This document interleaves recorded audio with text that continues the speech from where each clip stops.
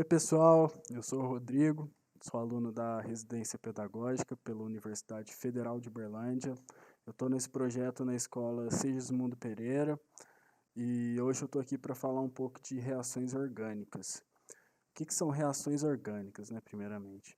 Bom, dentro de toda a química orgânica, existem inúmeros compostos, cada um com a sua característica, propriedade, e as reações orgânicas é quando esses compostos reagem entre si. Então, a gente tem diferentes compostos reagindo entre si e essas diferentes reações que vão ser formadas, cada uma tem uma classificação e tem um mecanismo de ação. A gente vai abordar de uma forma bem geral e introdutória na aula de hoje esse conteúdo, só para a gente ter uma ideia de como funciona essas reações orgânicas.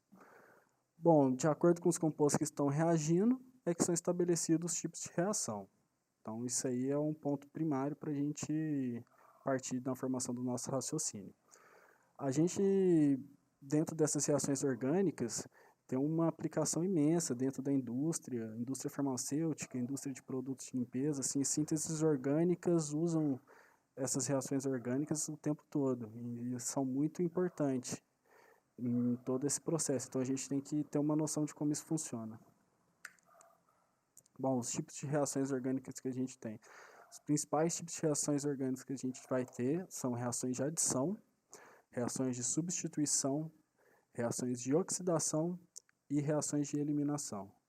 Então, esses são alguns dos principais tipos que a gente tem que estar esperto, que estão sempre caindo em vestibulares e Enems, nos processos seletivos. Então, vamos começar nas reações de adição, dar uma relembrada nelas. Bom, as reações de adição ocorrem quando a gente adiciona um composto orgânico ou inorgânico a um outro composto. Então, a gente tem um composto, a gente vai adicionar outro composto nele. O próprio nome já é bem intuitivo. Para isso acontecer, a gente precisa ter uma ligação química disponível na nossa molécula, para que permita, né, que seja adicionado um outro composto, né, porque se não tiver essa disponibilidade de ligação, que a gente pode fazer uma substituição, que já é outro tipo de reação. Então, a gente precisa ter uma disponibilidade de ligação química, né, então isso vai ocorrer principalmente em alcenos e alcinos, que são compostos que têm duplas e triplas ligações. Então, a partir do rompimento da ligação π, vai formar duas novas ligações, e a partir disso que a gente consegue adicionar o determinado composto que a gente quer na nossa substância. Então, aqui a gente tem um alceno, que a gente pode perceber pela dupla ligação. O que acontece é que essa ligação π aqui de cima ela vai se romper e possibilitar a formação de duas novas ligações. E é aí que a gente vai entrar os nossos compostos que a gente quer adicionar. Aqui no alcino é a mesma relação. A gente vai romper a ligação π e possibilitar duas novas possibilidades de ligação e substituir com o que a gente pretende. E por ter três ligações, a gente pode meio que fazer esse processo duas vezes, né? Porque ele tem duas ligações π que poderiam ser rompidas. Então, a gente pode ou parar, quebrar só uma π ou quebrar duas, né? Adicionar mais ou menos, depende do que a gente está procurando.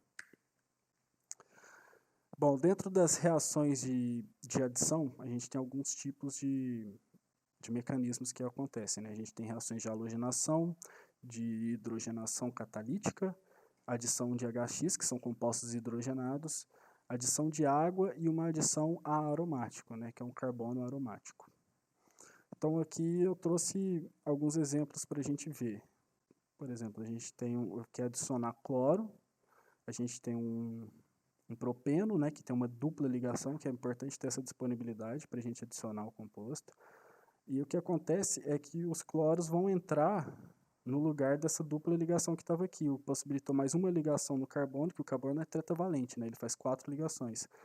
Quando a gente quebra uma ligação π, ele pode fazer mais uma ligação de K e uma ligação de K. E o que acontece é que o cloro vai entrar nesse espaço da ligação, né, que se formou.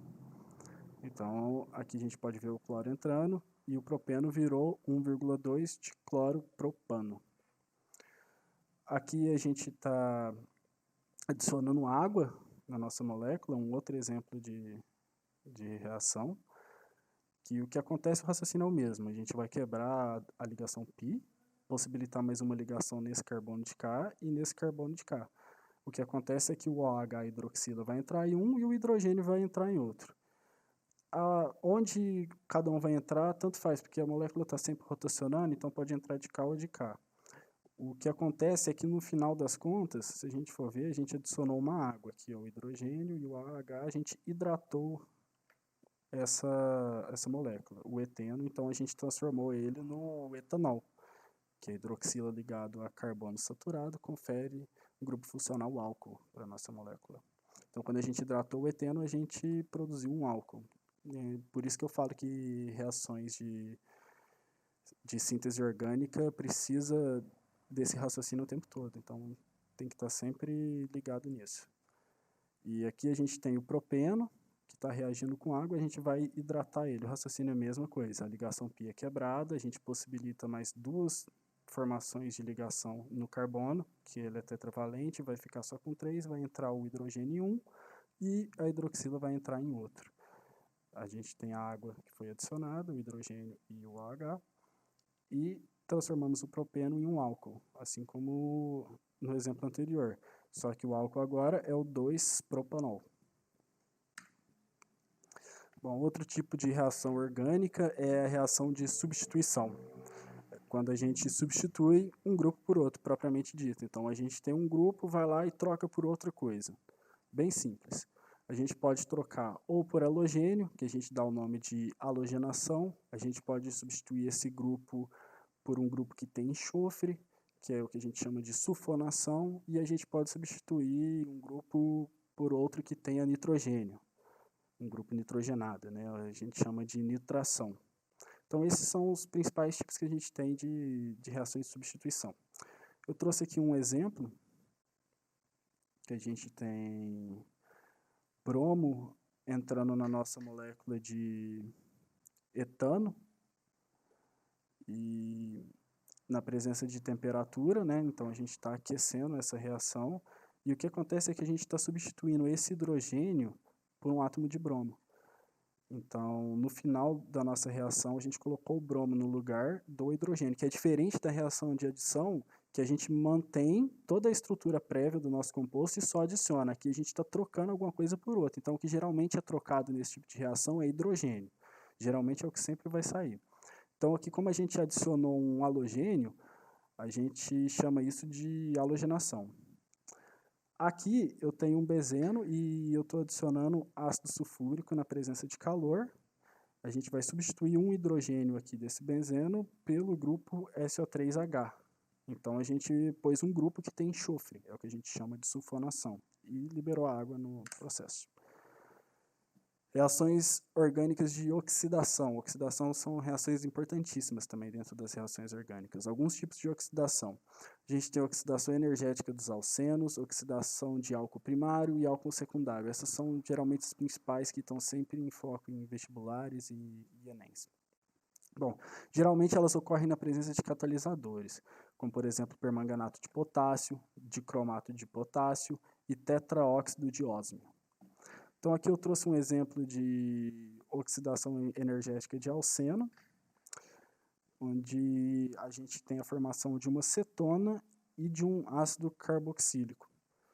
Então, a gente vai reagir esse composto com oxigênio na presença de energia, para formar outros novos compostos. Aqui a gente está formando uma cetona e um ácido carboxílico.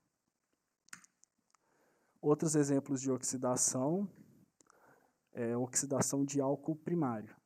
Aqui a gente ataca esse carbono com o oxigênio, ele vai se ligar, formar um diol.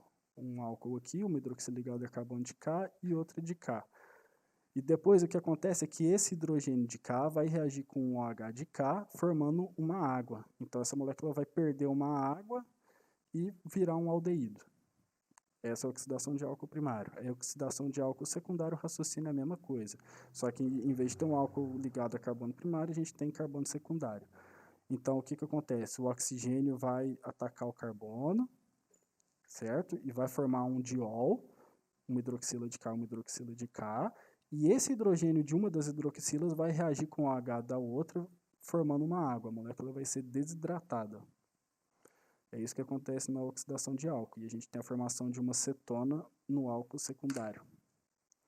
Bom, por fim, outro tipo de reação orgânica são as reações de eliminação. A gente tem um mecanismo de atuação contrário ao da adição, que em vez de a gente adicionar alguma coisa e manter a estrutura do nosso composto, aqui a gente quer eliminar alguma coisa indesejada. Então, a gente vai eliminar um grupo e restabelecer aquela dupla ligação, que é ao contrário da adição, onde a gente tinha a dupla, quebrava a dupla para pôr alguma coisa, aqui a gente tem alguma coisa, joga ela fora para voltar a dupla. Então, os principais tipos de eliminação, a gente tem eliminação de hidrogênio, eliminação de halogênios, eliminação de halogenohidretos e eliminação de água, que é a desidratação de álcool. Bom, aqui a gente tem um exemplo de eliminação de hidrogênio. Temos 2 hidrogênios aqui no nosso composto, a gente adiciona calor, esse hidrogênio é eliminado e restabelece as 2 ligações. Essa ligação aqui, ela forma a pi. Aqui a gente tem um outro exemplo de eliminação de halogênios. Então, em vez de eliminar hidrogênio, agora eu estou eliminando um halogênio, que é o bromo. Então, isso mais zinco, na presença de álcool, a gente está formando um alceno, reestruturando a dupla ligação, que é o mais importante desse tipo de reação de eliminação, e eliminando o que a gente queria tirar da molécula. Bom, aqui eu trouxe um exemplo de eliminação de halogenohidretos. A gente tem um halogênio e um hidrogênio, por isso halogenohidretos. Na presença de KOH em álcool, a gente restabelece a dupla ligação e elimina o halogenohidreto. Então o raciocínio vai ser bem parecido para todos, entendeu? Aqui a gente tem o halogenohidreto, né, o hidrogênio, o bromo, e o que a gente está querendo aqui? Estamos buscando restabelecer a dupla ligação, ligação pi, e eliminar o halogenohidreto. Por isso que é uma reação de eliminação de halogenohidretos. Aqui eu trouxe um exemplo de eliminação de água. A gente tem uma hidroxila, né, um álcool, e um hidrogênio ligado a carbono, a gente quer eliminar isso. Na presença de ácido sulfúrico a 170 graus Celsius, a gente restabelece a ligação pi quando a gente manda embora essa água. Então, a reação de eliminação, ela está relacionada, o tipo dela, a classificação, está relacionado com o produto que a gente está eliminando. Aqui a gente elimina um halogenohidreto, então a reação de eliminação de halogenohidreto. Aqui a gente está eliminando água, a reação de eliminação de água. Bem tranquilo, bem simples esse raciocínio, bem de boa. E eu queria agradecer à Universidade Federal de Berlândia, a Escola Sigismundo Pereira, Projeto de Residência Pedagógica, a CAPES, FAPEMIG e todos os órgãos de